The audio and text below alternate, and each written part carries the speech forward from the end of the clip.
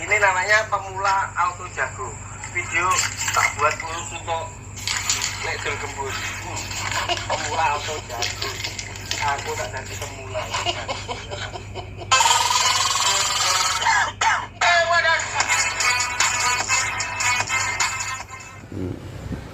Mau pakai sabun mau enggak itu sama aja sih. Mau urea yang warna merah atau warna putih itu sama, akal-akalan aja sih. Oke, lanjut.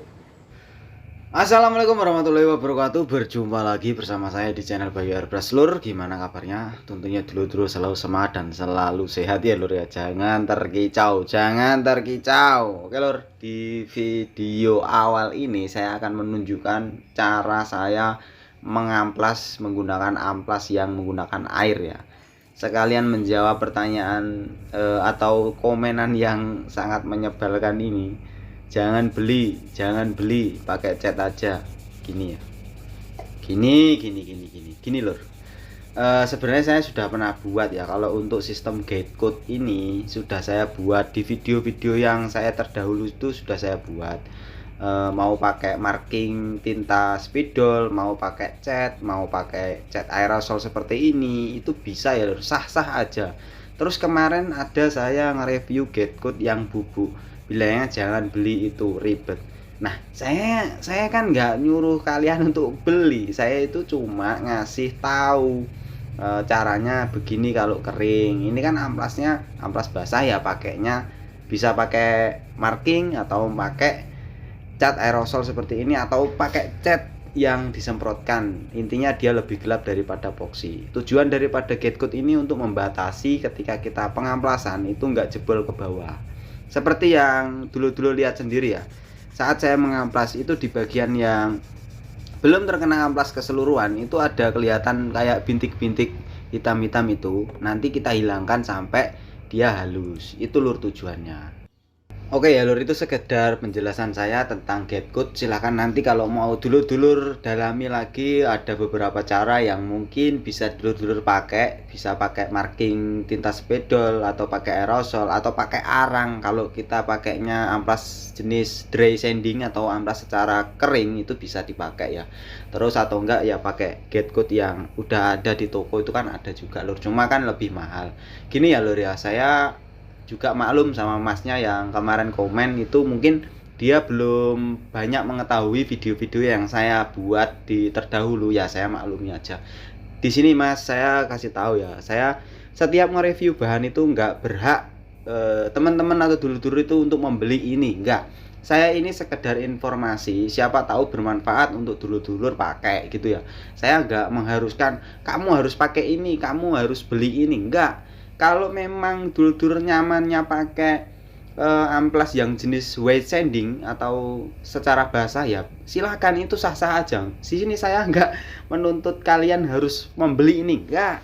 Itu kan cuma sebuah edukasi, siapa tahu itu bisa digunakan. Nah lagian kalau kita mau bicara ngamplas itu, kalau mau basah mau kering itu sebenarnya sama. Yang penting diperhatikan apa yang sebenarnya kita tujuan untuk mengamplas ini. Tujuannya kan untuk dapetin permukaan yang halus. Terus kalau kita ngomongin efisien, kalau efisien bilangnya masnya kan kalau kita pakai cat ini lebih enak, lebih gampang, lebih nggak ribet.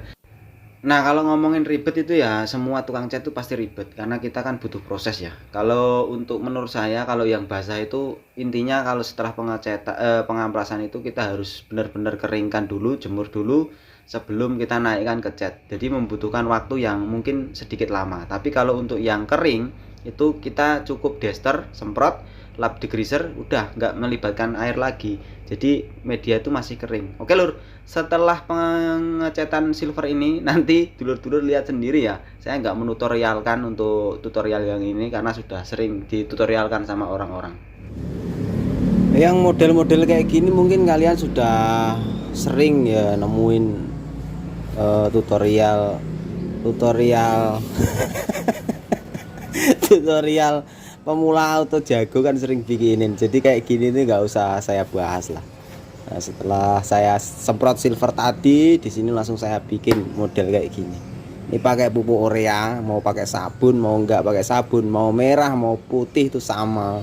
Intinya itu kamu harus paham tentang cahaya matahari dan udara yang ada di tempat kalian. Kalau sudah mulai pecah itu usahakan diteduhkan dari matahari atau di bawah atap gitu ya. Jadi kalau pecahnya itu dia lambat panjang gitu. Nah, gitu. Kan kalian itu kan pecinta tutorial pemula auto jago. Oke, di sini kita langsung saja aplikasikan warna merah Candy Tone ya. Siap. Mau pakai sabun mau enggak itu sama aja. Mau urea yang warna merah atau warna putih itu sama. Akal-akalan aja sih. Oke, lanjut. Oke, kita lanjut di bagian selanjutnya. Di sini kita langsung saja aplikasikan untuk warna candy merah. Sekalian saya menjawab pertanyaan dulur-dulur teman-teman yang masih sering kendala candy-nya sering belang. Nah, di sini mungkin dulur-dulur atau teman-teman kurang bikin bancaan. Bilangnya Sontoloyo itu bancaan apa? Kondangan ya. Bikin kondangan biar kerjaan itu lancar. Gini ya lur ya, ini khusus pemula, bukan yang sudah senior. Kalau saya yang senior silahkan ngopi-ngopi di tempatnya Mbak Dar sini. Oke, untuk pemula ini yang saya pakai Meiji yang F55 ya. Ini golongannya mini spray gun kecil. Untuk nozzle sendiri dia 0,8. Terus untuk setelannya seperti yang saya perlihatkan di awal tadi, ini saya setelannya full weight open. Ini saya buka semua karena untuk pattern yang dihasilkan oleh spray gun ini tuh cukup kecil banget. Terus untuk keluaran catnya juga nggak terlalu deres ya. Jadi di sini saya buka full weight open masih berani. Nah, untuk setelan peluit itu kalian batasi aja. Misalnya kalian pakai spray gun apa nih? Misalnya pakai yang lain ya. Itu dibatasin lur. Di bagian peluit atau jarum yang trigger itu dibatasi aja. Kalau misalnya butuh 2 putaran atau 3 putaran stop di situ. Terus untuk patternnya dibuka agak lebar sedikit ya kan, sesuai kebutuhan kalian. Terus untuk penyemprotannya itu setiap overlapnya itu harus rapi lur. Misalnya kita ambil dari titik A menuju ke titik B itu jangan loncat-loncat. Kalau macam candy seperti ini kalau kita ngecatnya loncat-loncat itu menutup kemungkinan bisa terjadi belang karena setiap tumpukannya itu harus rapi gitu. Tujuan daripada pembatasan oleh peluit itu untuk membatasi jari kita atau genggaman kita terhadap trigger itu enggak kebablasan. Biasanya kalau yang masih mohon maaf pemula ya atau masih benar-benar belajar itu kalau mencet trigger itu masih ditarik ulur, tarik ulur, tarik ulur. Nah, itu enggak konsisten. Jadi tarikan pertama sama tarikan kedua itu mungkin bisa beda. Itu juga bisa mengakibatkan belang. Terus mixing ratio. Mixing ratio kalau misalnya kita mau ngecat ini, selebor ini kita butuhnya misalnya 100 mili atau 70 mili ya. Kita bikin memang itu dilebihin sedikit. Kalau misalnya butuhnya 70 ya kita bikin 80. Nanti mixing rasio ini akan mempengaruhi hasilnya. Kalau misalnya kita nyemprotnya kita irit-irit misalnya, saya pengen irit nih, nanti biar nggak kehabisan cat banyak. Ternyata dulu-dulu bikin yang campuran sedikit. Nah, di situ nanti pas di tengah jalan kehabisan. Ternyata mixing rasio sama yang pertama itu beda. Itu juga bisa mengakibatkan tekstur warnanya juga berbeda. Oke, lur. Di sini sekalian kita riset yang ketiga untuk clear yang 40-10 dari Auto Glow ini. Itu saya pakai campuran atau mixing rasio 4:1 40% ya. Nah, kemarin kan kita sudah nemui setelan untuk spray gun yang satunya, yang Meiji yang lumayan besar itu kita dapetin rasio yang menurut saya enak itu di 4:1 itu sudah menurut saya sudah enak. Terus di sini kan ini menurut saya spray gunnya mini ya, kecil ya. Jadi di sini untuk thinner saya naikkan 10 lagi. Jadi 40% saya pakai ini. Oke. Untuk teknik penyemprotan ini nanti saya pakai di 4 lapis. Karena kalau secara tekstur tadi itu saya lihat untuk bekas yang kristal itu dia agak kasar, jadi setelah ditumpuk sama Candy ini mungkin kasarnya itu agak sedikit tertutupi, tapi di sini saya pengen dapetin lapisan clear yang kemungkinan nanti bisa menutupi bekas daripada kristalnya tadi. Jadi saya pengennya ini sekali nge-clear 4 lapis itu langsung halus ya lur ya, jadi nggak butuh flukut lagi. Mungkin nanti ada koreksi ya, mungkin koreksi-koreksi kecil seperti debu atau apa ya, atau meler atau apa, kita kan nggak tahu juga hasilnya seperti apa nanti. Nah untuk tekniknya, kalau kemarin ada pertanyaan, Mas saya kok nge-clear sering popping kenapa ya? Nah di sini mungkin kalau untuk popping itu bisa jadi flash off-nya kelamaan, terus nembaknya itu mode basah tapi gerakannya itu lambat. Nah secara otomatis kalau kita gerakannya lambat banget kayak kuro gitu, dulu tahu kura-kura itu, nah yang pelan jalannya itu, kita itu mungkin akan kejebak di situ ya lur ya. Itu kalau kita nembak ala model jadul seperti itu, kemungkinan besar akan terjadi popping atau mewek atau hal-hal yang lain ya. Terus kalau untuk flash off sebaiknya ya benar kita baca kaleng, cuma kalau untuk acuan sih boleh-boleh saja, tapi kalau untuk diikuti dengan tempat kita yang seperti ini, kita flash off misalnya 5 menit 6 menit, itu keburu bukan debu lagi yang nempel, tapi gajah, dinosaurus, terus kadal mungkin nempel di situ ya. Terus kita timpa lagi untuk jeda yang berikutnya ya keburu ketanam kotoran itu gitu loh lur. Oke lur, untuk tekniknya jadi di sini untuk penyemprotan itu saya bikin agak cepat sedikit dari yang pertama tadi. Yang pertama tadi untuk awalan, terus yang kedua saya balikkan itu lebih agak cepat lagi.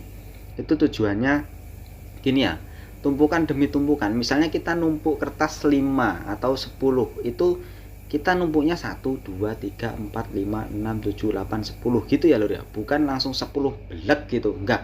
Jadi yang dihasilkan oleh semprotan itu mengandung udara. Kalau kita nyemprotnya langsung model basah jebret, nah otomatis ada beberapa udara yang kejebak di dalam clear, sehingga nanti kalau kita lihat itu akan seperti kayak gelembung-gelembung atau mebusa gitu. Nah kalau sudah dia mau pecah, ceplok, jedet, nah akhirnya dia akan menciptakan semacam kayak sumur, kayak mata ikan gitu, bolong-bolong. Nah itu akibatnya kalau kita nembaknya secara pelan terus langsung basah, ketebelen. Nah itu bisa mengakibatkan udara yang kejebak. Pecahan-pecahan daripada gelembung tadi itu mungkin yang dulur-dulur sangka-sangka itu namanya popping atau mata ikan. Itu lebih sangat sadis kalau kita memperbaiki hal-hal seperti itu. Kalau saya pribadi itu mendingan clear ini meleleh, menetes ke bawah, masih enak cara perbaikannya. Tapi kalau sudah popping itu sangat sedih sekali gitu lur. Oke lur, ini adalah penampakan after clear setelah kita penyemprotan tadi ya. Ini masih basah. Nah, kotoran ada di sana. Terus tadi ada lagi. Nah, di sini kotoran. Ini kotoran ya, bukan popping. Kalau popping itu kelihatan dia. Pasti nggak cuma satu, pasti ada beberapa. Walaupun kita nembaknya itu tadi tergolong cukup tebel, hasil yang dihasilkan seperti ini. Nah, di sini nggak berani saya sentuh, tapi coba saya. Ini masih kayak reket-reket gitu ya. Nah, hasilnya seperti ini. Itu tekniknya kalau kita mau nge-clear ketika pengen punya lapisan yang ideal tapi nggak ngakibatin popping. Caranya seperti tadi ya, seperti yang saya jelaskan di video. Lur, ini nanti nge-reviewnya sekalian barengin sama yang kemarin yang ada kotorannya. Nanti kita gimana caranya ngoreksi clear yang akan kita kasihkan ke customer gitu ya lur ya. Seberapa layak clear ini kita kasihkan ke customer gitu. Kalau untuk urusan kulit jeruk enggak ada ya lur ya, enggak ada. Di lampu neon itu kalau jeruk kelihatan lur, pasti dia akan blorok apa kayak gelombang-gelombang, tapi di neon ini dia lurus. Saya nggak bilang flat ya, karena flat itu cuma kaca, tapi di sini kita mencoba untuk mendapatkan hasil yang maksimal. Kalau anak-anak motor tuh seneng yang model-model begini. Nah, ini kembali lagi ke topik yang biasanya kreator-kreator lain itu bilang clearnya enak diaplikasiin, nggak jeruk. Kalau jeruk enggak itu urusannya sama operatornya. Ini kita mau nembak apa? Kalau mobil itu pasti dia akan cari jerukannya. Gitu loh. Oke? Paham sampai di sini? You understand? Understand. Oke, kalau mau lihat hasil sementaranya seperti ini, tapi di sini belum saya koreksi ya.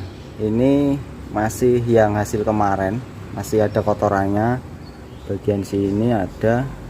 Terus di bagian mana lagi, pokoknya ada kotoran. Nah, ini ada kotoran. Kalau untuk urusan clearnya seperti ini hasilnya. Oke, saya nggak mau bilang ini clear gimana, yang pasti nilai sendiri. Seperti ini ya, ini hasil semprotan yang untuk rasio mixing 4:40%. Untuk tinernya 4:1 40%. Oke, seperti itu. Nanti kalau untuk koreksinya kita masuk di video yang akan datang aja, biar nggak terlalu panjang lebar untuk ngilangin kotoran-kotoran. Kalau untuk urusan yang kayak ginian, apa namanya, kristal lepek bilangnya, ya kalian sudah tahu sendiri lah ya pastinya. Kan banyak tutorial yang ada tulisannya pemula auto jago itu kan sering bikin kayak gitu. Jadi cari sendiri di situ ya, belajar di situ sendiri.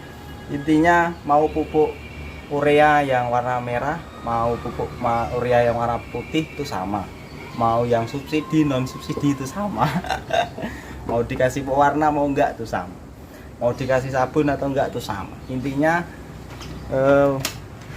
belajarnya itu dia mengetahui udara dan terik matahari yang ada di tempat kalian sendiri, gitu ya. Kalau mau pecahannya panjang ya jangan terlalu dipanaskan di bawah terik matahari, gitu ya. Ini hasilnya.